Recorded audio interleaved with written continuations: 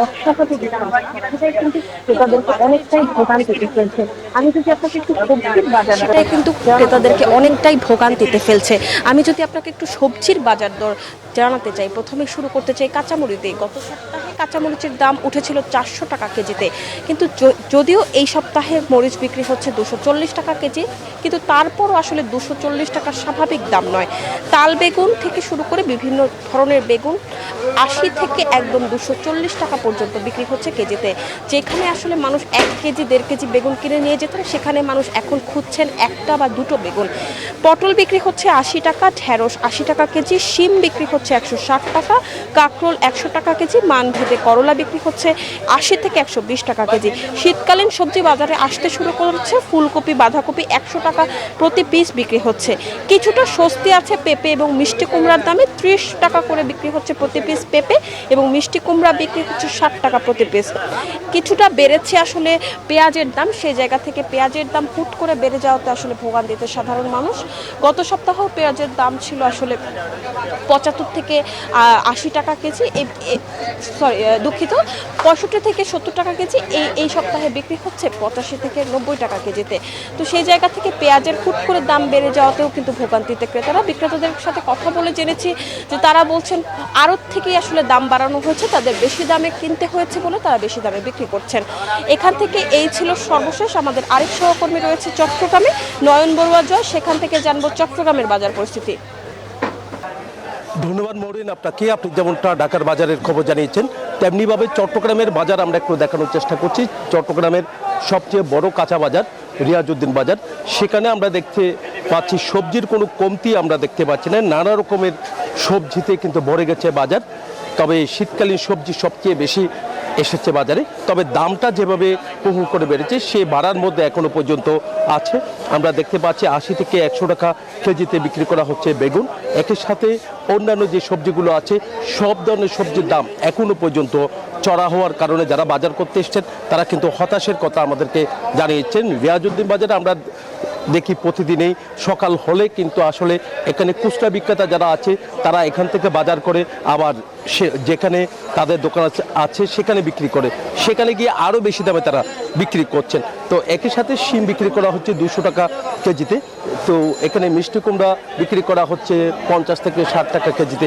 একই সাথে অন্যান্য যে সবজিগুলো আছে ঢেঁড়স থেকে নিয়ে সব ধরনের সবজি বাজারে আছে, তবে দেখা যাচ্ছে দামটা এখনও অনেক বেশি।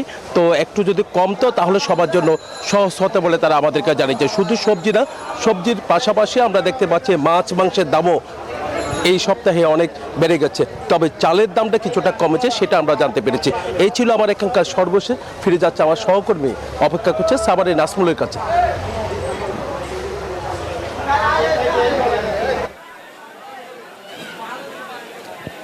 জয়, আপনাকে ধন্যবাদ। আপনি যেমনটি চট্টগ্রাম থেকে জানাচ্ছিলেন বাজারের সর্বশেষ পরিস্থিতি। এই মুহূর্তে রয়েছে সাভারের সবচেয়ে পাইকারি এবং খুচরা বাজার যেটি রয়েছে গ্যান্ডা পৌর বাজার।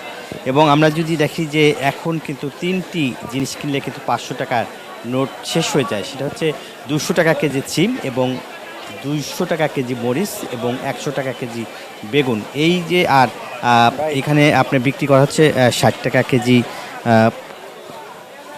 পেঁপে বিক্রি করা হচ্ছে। অন্য অন্য যেসব সবজি 100 টাকার নিচে কোনো সবজি নাই। আমরা যদি আপনাদের দেখাই যে ঢেঁড়স কিন্তু বিক্রি করা হচ্ছে 100 টাকা কেজি এবং কাঁকরোল বিক্রি করা হচ্ছে 120 টাকা কেজি এবং তাল বেগুন যেটা বিক্রি করা হচ্ছে সেটা 150 টাকা এবং কপি যেটা ফুলকপি সেটা কিন্তু 240 টাকা কেজি বিক্রি করা হচ্ছে। এবং বাজারের যে দাম বাজারে কিন্তু আসলে নিয়ন্ত্রণে নেই। এবং আমরা দেখেছি যে শসা 150 টাকা কেজি বিক্রি করা হচ্ছে দেশিটা। এবং বাজারে যে নিত্য প্রয়োজনীয় যে জিনিসপত্র বাজারে কিন্তু আপনি দেখতেই পাচ্ছেন যে প্রচুর মানুষ এসেছে এবং নিম্ন আয়ের মানুষ আসলে তারা বাজার করতে এসে হঠাৎ করে দেখে যে জিনিসপত্রের দাম আজকে কিন্তু যেহেতু বলছে বৃষ্টি, অতিরিক্ত বৃষ্টির কারণে জিনিসপত্রের আসলে দাম বেড়েছে, এমনটি আসলে বলছিলেন এখানকার যারা বাজারে যারা এসেছেন তারা আসলে এই কথাই বলছেন। এবং ব্যবসায়ীরাও কিন্তু আসলে বলছে যে জিনিসপত্র প্রতিটা পণ্যেরই কিন্তু আসলে দাম বেড়েছে এবং দ্বিগুণ দাম বিক্রি করা হচ্ছে। এবং অন্যান্য যে সব সবজি ছিল সেটা কিন্তু আসলে কম ছিল। এবং আজকে যেটা আমরা দেখেছি যে আমরা এই যে আপনার সাথে একটু কথা বলি যে ফুলকপি কত বেচেছেন? সিম 200 টাকা কেজি আর ফুলকপিও 200 টাকা কেজি দুইটা। আসলে প্রত্যেকটা জিনিসই কিন্তু আসলে দাম বেশি, এবং এই দাম বেশির কারণে আসলে সাধারণ যারা ক্রেতা তারা আসলে অভিযোগ করছে যে অন্যান্য দিনের চাইতে কিন্তু এবার আসলে জিনিসপত্র বিক্রি বেশি হচ্ছে। এই ছিল আমার কাছে সাভারের গ্যান্ডা বাজারের সর্বশেষ খবর। একই খবর জানতে আমার আর এক সহকর্মী রয়েছে কুষ্টিয়া, যাচ্ছে লালনের কাছে। লালন।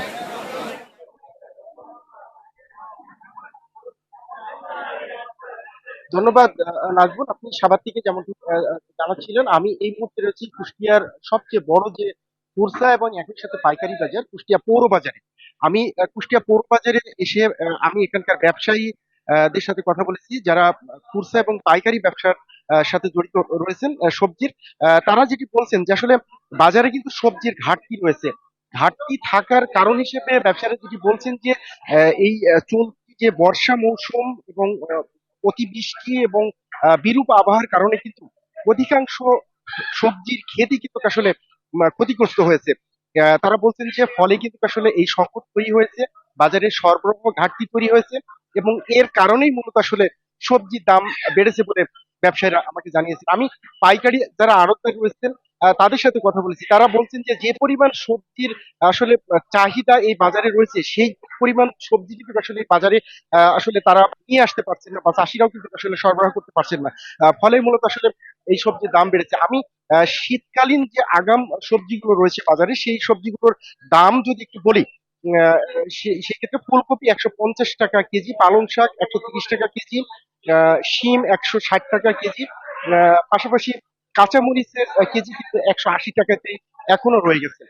আমি বাজার সংশ্লিষ্টদের সাথে কথা বলে যতটুকু জেনেছি তারা বলছেন যে এই আগাম যে শীতকালীন সবজিগুলো সেই সবজিগুলো কিন্তু এখনো পুরোদমে আসলে কৃষকরা উৎপাদনে যেতে পারেনি, বা বাজারে কিন্তু সেগুলোর যথেষ্ট ঘাটতি রয়েছে, যে কারণে মূলত আসলে বাজারে সবজির এই দামের ঊর্ধ্বমুখী। তারা বলছেন যে আগাম শীতকালীন যে সবজিগুলো রয়েছে সেগুলো যদি বাজারে পর্যাপ্ত হয় সেই ক্ষেত্রে কিন্তু কুষ্টিয়ার এই বাজারে আহ, সবজির দাম কমে যাবে। পাশাপাশি আমি কৃষকদের সাথে কথা বলেছি, কৃষকরা যেটি বলছেন যে অতিবৃষ্টি এবং বিরূপ আবহাওয়ার কারণে কিন্তু আসলে অধিকাংশ ক্ষেতই কিন্তু আসলে ক্ষতিগ্রস্ত হয়েছে। এই সবজির দাম যদি একটু বেশি থাকে সেই ক্ষেত্রে আহ, তারা কিন্তু আসলে পুষিয়ে নিতে পারবে বলে তারা জানিয়েছেন। আমি যদি একটু তথ্য জানিয়ে রাখি, কুষ্টিয়া কিন্তু আসলে সবজি উৎপাদনের একটি জেলা। এই জেলার উৎপাদিত সবজি রাজধানী ঢাকা সহ দেশের বিভিন্ন বড় বড় শহরে কিন্তু আসলে সরবরাহ করে থাকেন এখানকার চাষিরা। এবং তারা যেটি বলছেন যে আগাম যে শীতকালীন সবজি সেগুলো কিন্তু আসলে বাজারে আহ, কিছু কিছুদিনের মধ্যে হয়তো স্বাভাবিক হবে। তো এই ছিল আসলে কুষ্টিয়ার বাজার থেকে সবজি সরবরাহ নিয়ে আমার কাছে থেকে যেমন কুষ্টিয়া থেকে যেমনটা জানাচ্ছিলেন যে কুষ্টিয়ার অর্থাৎ সবজির ক্ষেত যে ধ্বংস হয়ে যাওয়ার ফলেই কিন্তু বাজারে প্রভাব পড়েছে, এমনটা কিন্তু আমরাও লক্ষ্য করেছি। বরিশালের বাজারও কিন্তু একই অবস্থা। আমরা দেখেছি যে সব সবজির বাজার, নিত্যপণ্যের বাজারে কিন্তু একদম হাহাকার উঠেছে। এমনটা আমরা দেখতে পাচ্ছি যে বাজারে যে বেগুন বিক্রি হচ্ছে 120 থেকে 140 টাকা কেজি, এবং ফুলকপি বিক্রি হচ্ছে 200 টাকা, সিম বিক্রি হচ্ছে 200 টাকা, 60 টাকায় বিক্রি হচ্ছে, বা শশা বা অন্যান্য যে কোনো সবজি যদি বলি তুলনামূলক পটল এবং পেঁপে ছাড়া অন্য সব সবজির দামই কিন্তু 100 বা 100 বেশি দামে বিক্রি হচ্ছে। এবং ক্রেতারা যেমনটা বলছেন যে তাদের যে আয়ের সঙ্গে বাজারে এসে তারা কিন্তু হোঁচট খাচ্ছেন, এবং তারা বলছেন যে বাজার দর কোনোভাবেই নিয়ন্ত্রণে নেই, এবং তারা অনেকেই বলছেন যে বাজার নিয়ন্ত্রণে কোনো মনিটরিং ব্যবস্থাও নেই। আজকের যদি আমরা কাঁচা বাজারের পাশাপাশি যদি আমরা মাংসের বাজার বলি, মাংস বা মাছের বাজারে যেমন আমরা দেখেছি যে ইলিশ মাছ না থাকার কারণে কিন্তু অন্যান্য মাছের দামও কিন্তু অনেকটা বৃদ্ধি পেয়েছে। আমরা যে ক্রেতা এবং বিক্রেতাদের মিশ্র প্রতিক্রিয়া থাকলেও বিক্রেতারা যেমনটা বলছে যে তারা যেভাবে কেনেন সেভাবেই তারা বিক্রি করছেন, যেহেতু পাইকারি জায়গাগুলোতেই মূলত দাম বৃদ্ধি পাওয়া সেটি প্রভাব পড়েছে বাজারে। এবং এটি আরও অন্তত এক সপ্তাহ বা 15 দিন পরে হয়তো আবার যে আগাম সবজি সেটা যদি আবার আসে তাহলে দামটা কিছুটা নাগালের মধ্যে আসবে, এমনটা বলছেন কিন্তু বিক্রেতারা। তবে ক্রেতাদের মনে স্বস্তি নেই। তারা বলছেন যে প্রত্যেকের যে আয়ের সঙ্গে ব্যয়ের সঙ্গতি না থাকার কারণে হতাশ হচ্ছেন, এবং তারা সংসার পরিচালনা করতে গিয়ে হিমশিম খাচ্ছেন।